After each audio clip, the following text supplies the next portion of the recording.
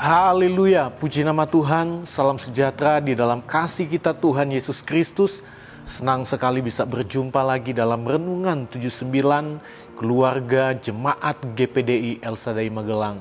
Dimanapun kita berada, saya percaya Tuhan selalu menyertai dan memberkati hidup kita. Mari kita siapkan hati untuk menikmati setiap kebenaran firman Tuhan. Nah, kita akan melihat, saya mengajak mari kita menjadi jemaat yang terus alami pembaharuan di dalam Tuhan setiap hari. Dengan merenungkan firman Tuhan, menggunakan 365 hari yang mengubahkan. Saya percaya ada begitu banyak hidup yang diubahkan, diperbarui setiap hari. Nah, pembacaan kita pada saat ini terdapat di dalam Kisah Rasul 16. Saya akan baca 3 ayat. Ayat 13 sampai ayat 15. Kisah Rasul 16 ayat 13 mulai. Pada hari Sabat kami keluar pintu gerbang kota. Kami menyusur tepi sungai dan menemukan tempat sembayang Yahudi yang sudah kami duga ada di situ.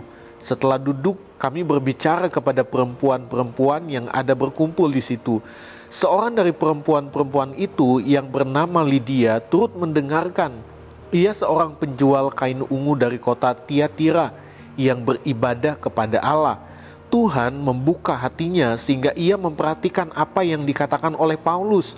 Sesudah ia dibaptis, bersama-sama dengan seisi rumahnya, ia mengajak kami, katanya, "Jika kamu berpendapat bahwa aku sungguh-sungguh percaya kepada Tuhan, marilah menumpang di rumahku." Ia mendesak sampai kami menerimanya. Saya beri tema firman Tuhan saat ini, hati Lydia. Ya, kita akan belajar tentang hati seorang Lydia. Kalau kita observasi ayat-ayat yang sudah kita baca, siapa saja yang terlibat dalam kisah ini? Ya, kita melihat di sana ada Paulus dan Silas. Karena firman Allah katakan di sini kami, ya, Paulus ketika kami, ya. Jadi ada Paulus dan Silas, kita juga bisa melihat itu di dalam ayat yang keempat dari Kisah Rasul 16 ayat 4, dikatakan dalam perjalanan keliling dari kota ke kota, Paulus dan Silas, ya, sampai sana. Jadi ya Paulus dan Silas, mungkin ada rekan-rekan yang lain juga, ya, yang tidak disebutkan namanya. Juga kita melihat yang terlibat dalam kisah ini ada seorang yang bernama Lydia, seorang penjual kain ungu dari Tiatira. Dan dikatakan juga ada perempuan-perempuan yang tidak disebutkan namanya. Ya, mereka yang mendengar apa yang disampaikan oleh Paulus pada waktu itu. Nah, kalau kita melihat apa peristiwa dari dalam ayat-ayat ini, ya, kita melihat di sini Lydia, ya, ini menjadi percaya kepada Injil Tuhan Yesus Kristus. Dan hal yang luar biasa adalah dia memberi diri dibaptis sesuai perintah Tuhan, sesuai kebenaran Tuhan. Kita tahu bersama baptisan juga sebagai bukti kita menerima Yesus. Ya, jadi ini menjadi bukti bahwa dia menerima Yesus Kristus sebagai juru selamat di dalam hidupnya. Jadi saya katakan ini satu peristiwa yang luar biasa, satu kisah yang sangat menarik. Seorang Lydia menjadi percaya kepada Yesus ketika dia mendengarkan apa yang disampaikan oleh Paulus, Injil Kristus. Ya, sekali lagi saya katakan hal yang luar biasa adalah ketika dia memberi diri dibaptis sesuai dengan perintah Tuhan. Nah, di mana tempat kejadian? Ya, ini terjadi di kota Filipi di Makedonia. Ya. Kalau kita melihat kapan terjadi, firman Tuhan sudah menjelaskan dengan sangat jelas ini terjadi pada hari Sabat, di mana saat itu Paulus dan rekannya Silas sedang menyusur tepi sungai di luar pintu gerbang kota. Di situ mereka menemukan tempat sembayang Yahudi, ya, dan di situ ada perempuan-perempuan yang sedang berkumpul di sana, dan salah seorang dari mereka adalah yang bernama Lydia. Ya, dia ada di antara mereka. Nah, Bapak Ibu, kalau kita melihat ya interpretasinya dari ayat-ayat yang sudah kita baca, ada banyak hal, ada banyak makna yang kita bisa temukan, ya. Saya menemukan yang pertama, Lydia suka beribadah kepada Allah. Di dalam salinan bahasa Indonesia masa kini dikatakan ia mengasihi Allah. Dia suka beribadah kepada Allah. Dia juga mengasihi Allah. Namun kalau kita lihat pada saat itu Lydia ini belum mengenal siapa Yesus. Jadi dia kenal, dia beribadah kepada Allah. Dia beribadah kepada Tuhan. Tapi dia belum mengenal siapa pribadi Yesus. Belum ada perjumpaan dengan pribadi Yesus. Tetapi di sini kita lihat Allah tahu hatinya yang rindu mengenal Tuhan lebih dalam lagi. Itu sebabnya dia setia beribadah kepada Tuhan. Karena dia rindu mengenal Tuhan itu lebih dalam lagi.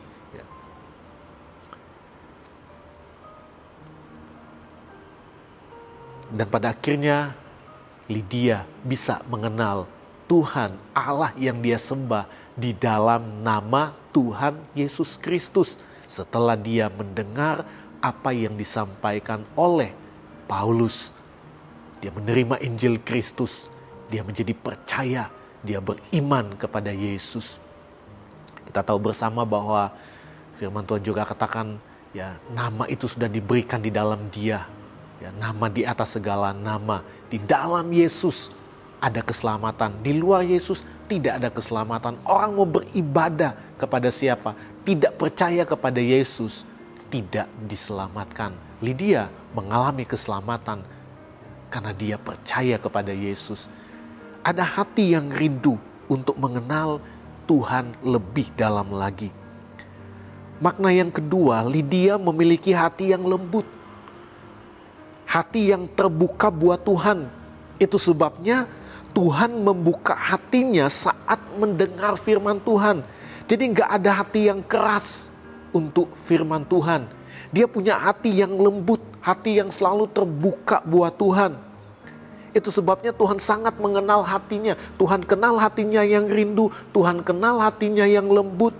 Itu sebabnya dikatakan Tuhan membuka hatinya saat mendengarkan apa yang disampaikan oleh Paulus, yaitu Injil Kristus. Sehingga apa yang dia dengar dari firman itu membuat dia mengalami perubahan, hidupnya diperbarui di dalam Tuhan. Dia memiliki kehidupan yang baru, kehidupan di dalam Yesus. Ada keselamatan yang kekal. Yang ketiga, Lydia dibaptis bersama-sama dengan keluarganya. Jadi bukan hanya dia yang dibaptis, tetapi kita lihat dia dibaptis bersama-sama dengan keluarganya. Jadi di sini kita lihat setelah dia mendengar apa yang disampaikan Paulus, dia menerima semua apa yang disampaikan oleh Paulus karena Tuhan membuka hatinya. Dia menjadi percaya, dia memberi dirinya untuk dibaptis. Tetapi bukan hanya dia sendiri, tetapi dengan keluarganya. Jadi bagaimana Lydia ini bisa memenangkan keluarganya untuk ikut bersama-sama mengenal Yesus. Saya percaya keluarga dari Lydia juga adalah seorang yang suka beribadah kepada Tuhan. Punya kerinduan yang sama untuk mengenal Tuhan. Itu sebabnya dengan mudah sekali mereka menerima firman Tuhan. Ada hati yang dibukakan oleh Tuhan. Ada pertobatan besar yang terjadi atas keluarganya. Lydia memberi diri dibaptis bersama dengan keluarganya. Ini sebagai respon hati terhadap firman Tuhan. Bukti kepercayaannya kepada Tuhan Yesus. Jadi dia bukan hanya mendengar, tetapi bagaimana dia merespon setiap firman itu. Ada hati yang merespon firman itu. Sehingga dia memahami setiap firman Tuhan. Lydia sangat memahami pentingnya peran baptisan dalam perjalanan imannya sebagai pengikut Yesus Kristus. Respon hati. Mengerti firman Allah, mengerti kehendaknya. Oh ternyata baptisan adalah hal yang sangat penting dalam perjalanan iman sebagai pengikut Yesus Kristus. Itu sebabnya dia memberi diri dibaptis. Yang keempat, Lydia mengajak Paulus dan rekan-rekannya untuk menumpang di rumahnya. Ya. Bapak Ibu, ini adalah ajakan tulus. Ya. Ini ikhlas dari seorang Lydia. Dia punya hati yang tulus, Lydia, kepada Paulus dan rekannya. Hal ini sebagai ungkapan kasih dan rasa syukur yang dalam atas anugerah Tuhan dalam hidupnya. Jadi dia sudah menikmati anugerah Tuhan, ya, dengan hati yang tulus, dia mau melakukan sesuatu yang baik, sesuatu yang harus dilakukan sebagai anak Tuhan. Ya. Jadi kita belajar ya saat ini dari hati seorang Lydia. Menjadi aplikasi di dalam kehidupan kita sebagai anak-anak Tuhan, ya kita miliki, yang pertama, miliki hati yang rindu kepada Tuhan. Bapak Ibu yang diberkati Tuhan, rindu mendengar firman Tuhan, rindu menyembah Tuhan, rindu untuk berdoa kepada Tuhan. Ini aplikasi yang harus ada dalam hidup kita, terapkan selalu dalam hidup kita setiap hari. Miliki hati yang rindu kepada Tuhan. Yang kedua, miliki hati yang lembut. Buang setiap hati yang keras. Mari terapkan dalam hidup kita. Karena hal ini menunjukkan pentingnya mendengarkan firman Tuhan dengan hati yang terbuka. Itu sebabnya jangan keraskan hati buat firman Tuhan untuk mengubahkan setiap hidup kita. Mari berikan hati yang lembut buat firman Tuhan. Buat Tuhan bekerja dalam hidup kita. Dan yang ketiga, miliki hati yang respon. Hati yang respon membawa kita pada tindakan atau hidup melakukan firman Allah. Kalau hati kita respon kepada firman Tuhan, kita akan melakukan setiap kebenaran firman Tuhan. Di dalam setiap kehidupan kita sebagai orang yang percaya kepada Tuhan, yang sudah menerima Injil Kristus. Dan yang terakhir, miliki hati yang tulus, hati yang rela. Ini sebagai tanda kita bersyukur atas setiap berkat Tuhan, atas setiap keselamatan yang sudah Tuhan berikan. Jadi kita sekali lagi belajar dari hati seorang Lydia. Kita juga harus menerapkan ini dalam hidup kita.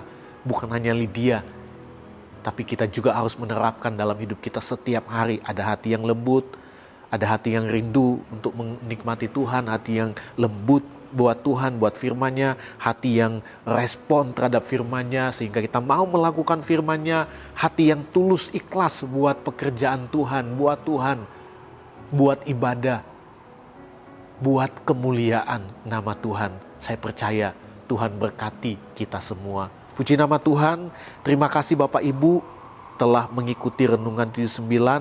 Kiranya setiap renungan yang sudah kita dengar dapat menjadi berkat bagi kita semua.